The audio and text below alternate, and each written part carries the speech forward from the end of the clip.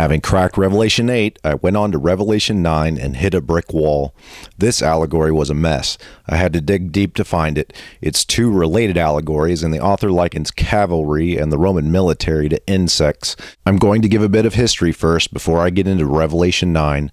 After the defeat of the Romans in 66 CE, the Zealots were quite happy with this victory, and according to Josephus, the Zealots regrouped and attempted to sack the city of Ascalon on the coast in late 66.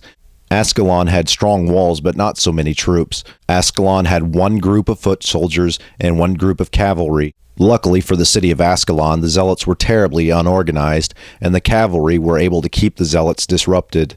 The Zealots attempted to take the city multiple times, but each time they were repelled, and the cavalry made life difficult on them. Because Revelation 9 is an odd mix of insect parts and cavalry, I won't read the whole thing. The chapter starts with a heaven reference that looks a lot like a continuation of the Vesuvius reference. It's also a dogmatic reference claiming that hell has been opened up. Verses 3 through 11 are a weird mix of insect parts and cavalry. The author is describing the cavalry as if they were insects, and certainly during the attempted siege of Ascalon, the cavalry were harassing the Zealots and keeping them disrupted. Notice in verse 4 that the bugs can only harass the living, not the dead. He seems to be taking this bug thing a little too far. They were not allowed to kill them, but only to torture them for 5 months. Cavalry is very efficient at harassing and disrupting armies, but during this period, cavalry is not terribly effective at killing formations of troops, and the Zealots, which are trying to lay siege to Ascalon, are simply being harassed. The Zealots always have to keep an eye out for the horsemen, but the cavalry is not necessarily a mortal threat. In verses 7 through 11, the author continues to describe the cavalry as bugs.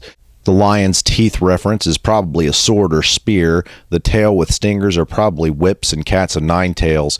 And of course they had breastplates on, and the sound they made was terrible. It was probably a mix of clanking metal and horses. The wings are probably a reference to their cloaks.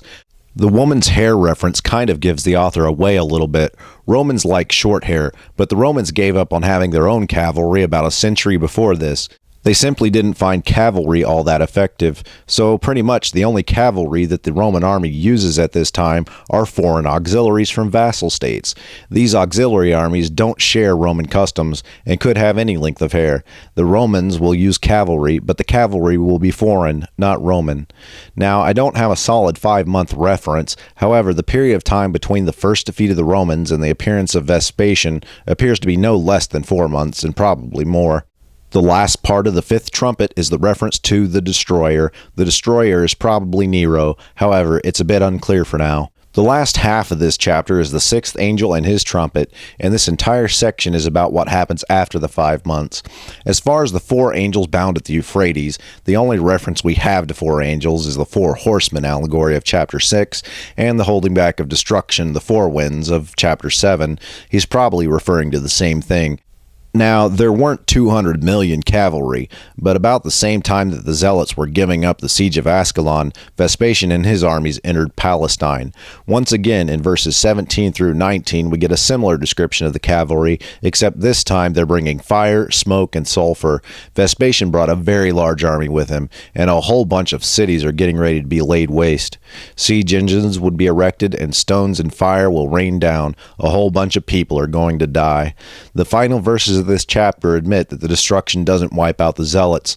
The Revelation author doesn't seem to have a high opinion of the Zealots, and his opinion is probably fortified by the opinions of Tacitus and Josephus, both of whom thought poorly of the Zealots, even to the point of calling them criminals.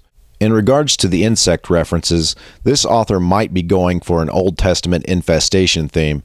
However, I wanted to point out that in 77 CE, Pliny the Elder wrote his work Natural History.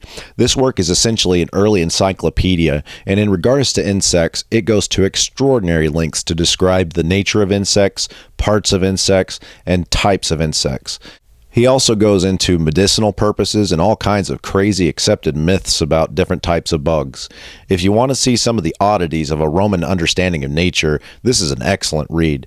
The Revelation author probably has access to Pliny's work, and that's probably where the insect references come from. Swarms of bugs were probably common, and the Revelation author is probably not referring to a particular insect event. The first half of this chapter is about the cavalry harassing the zealots at Ascalon.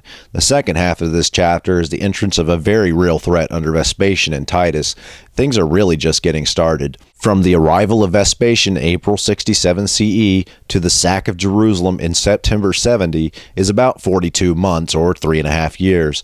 The Revelation author loves using this number, so I figured I'd point it out. The Zealots have no offensive power. Even the lowly foreign cavalry can keep them disrupted, and Vespasian and Titus are in Palestine now with a very serious army. It's all about to hit the fan, and a great big mess is going to be made out of Palestine and Jerusalem.